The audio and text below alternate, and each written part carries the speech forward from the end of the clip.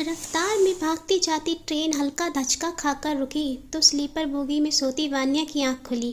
कंबल के अंदर से उलझे बालों की दो चार लटें अपने माथे से हटाते हुए वो आंखें मलते हुए उठी। कुछ देर मलने के बाद भी सब धुंधला सा दिख रहा था। एक बार फिर आंख मलते हुए वो ट्रेन की खिड़की खोलने ही वाली थी कि ऊपर की सीट से उतरते एक अधेड़ उम्र के अंकल ने उसकी तरफ मुस्कुरा कर देखा और कहा, बेटा मुंबई जंक्शन आ गया है। स्टेशन का नाम सुनते ही वान्या की आंखें बड़ी हो गई। वो हड़बड़ा सी गई और चादर कंबल लपेटने लगी। आनन फानन में चादर कंबल को ऐसे ही लपेट बैग में भरते हुए वो ट्रेन से उतरने की लगी। ट्रेन हल्की सी चली ही थी कि वान्या दौड़कर ट्रेन से उतर गई।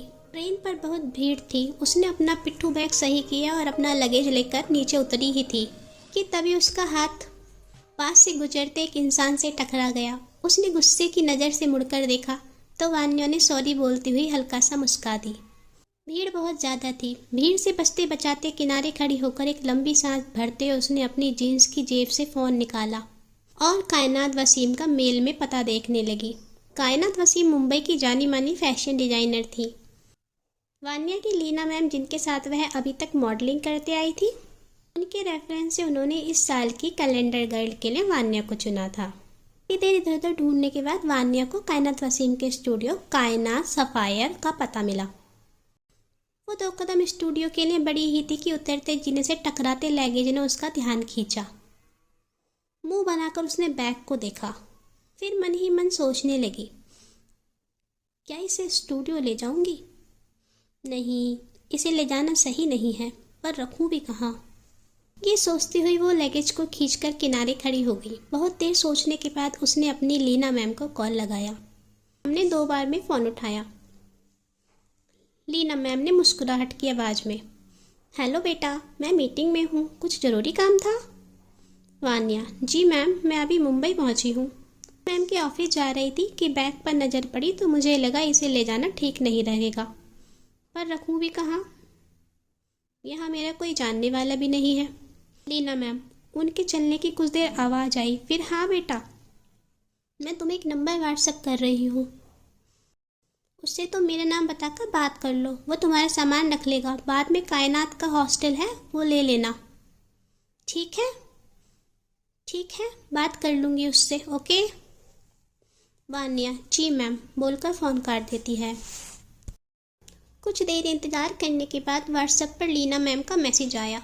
किसी रौनक का नंबर दिया था। वान्या ने तुरंत फ़ोन लगाया। कुछ देर रिंग होने के बाद फ़ोन रिसीव हुआ। रौनक सुस्ती भरी आवाज़ में, हेलो कौन? वान्या हिचकिचाती हुई आवाज़ में, मुझे आपका नंबर लीना मैम ने दिया है।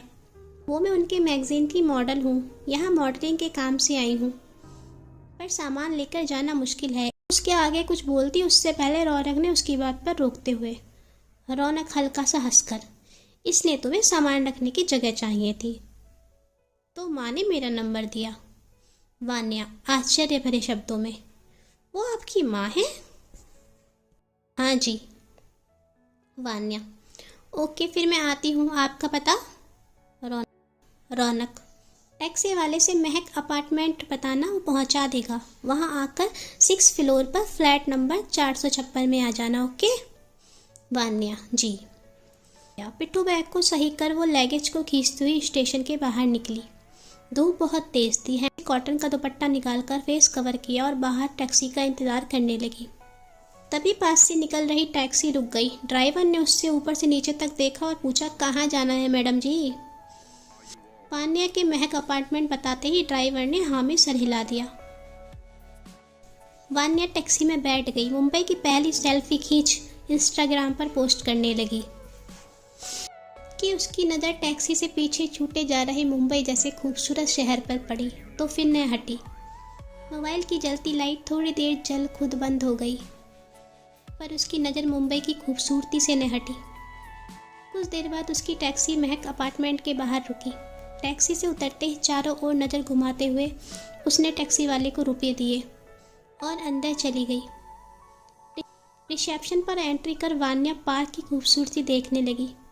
लगेज खींचती हुई बड़ी चली जा रही थी। लिफ्ट लेकर वो 6 फ्लोर पर पहुंची। लिफ्ट के दाएं 20-22 साल का गोरा चश्मा लगाए दुबला पतला लड़का खड़ा था।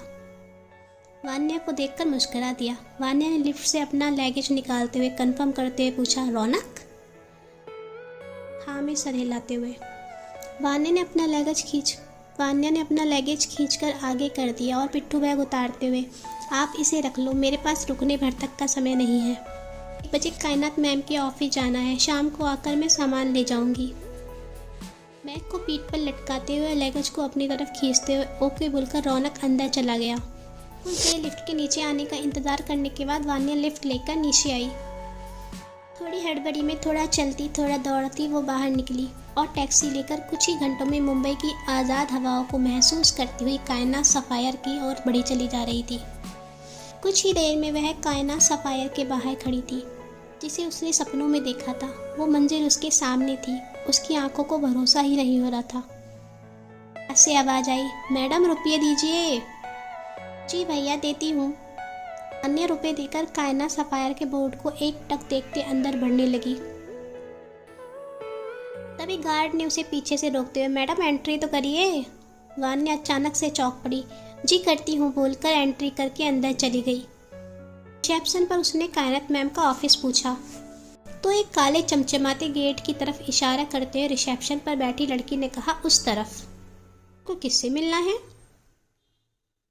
वान्या ने मेल दिखाते हुए, मेरी आज अपॉइंटमेंट है मैम से, कैलेंडर गर्ल के लिए मुझे चुना गया है। वान्या को फ़ोन वापस कर उस लड़की ने वेस्ट भेज दी और कहा, आप जा सकती हैं। चमचमाते काले दरवाजे को खोलते ही मानो वान्या ने जन्नत खोल दी हो। ऑफिस उसके सपनों से भी ज़्यादा खूबसूरत था।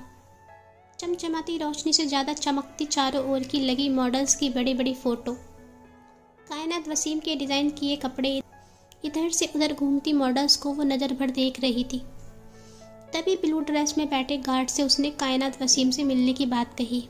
उसने दूर पड़ी बेंच पर उसे बैठने को बोला और सामने ऑफिस के दरवाजे को खोल कर पूछा और फिर दरवाज़ा छोड़ दिया। पास आकर बोला, मैम अभी व्यस्त हैं, आप थोड़ा इंतज़ार करें। वान्या ने हाँ में सर हिला दिया। वो उसे वहाँ बैठाकर चला गया। देर पास से गुजरने वाले लोगों को वो आते जाते देखती रही। तभी ऑफिस से वैल की आवाज़ आई। चपरासी ने दरवाज़ा खोला और फिर छोड़ते हुए वो वान्या के पास आया और बोला, वान्या नायर? वान्या ने जी हाँ, आपको मैडम बुला रही हैं। उत्सुकता के साथ वो उठी। हल्की सी चेहरे पर मुस्कान लिए उसने दरवाज़ा खोला ही था कि पीछे से किसी ने सख्त उंगलियों से कसते हुए उसे कंधे से पकड़ लिया और अपनी ओर मोड़ा। अनजान स्पर्श से वो चौंक पड़ी और घबराहट से उसका चेहरा सफ़ेद पड़ गया। उसने मुड़कर देखा तो आगे की स्टोरी जानने के लिए हमारे साथ जुड़े रहें। धन्यवाद।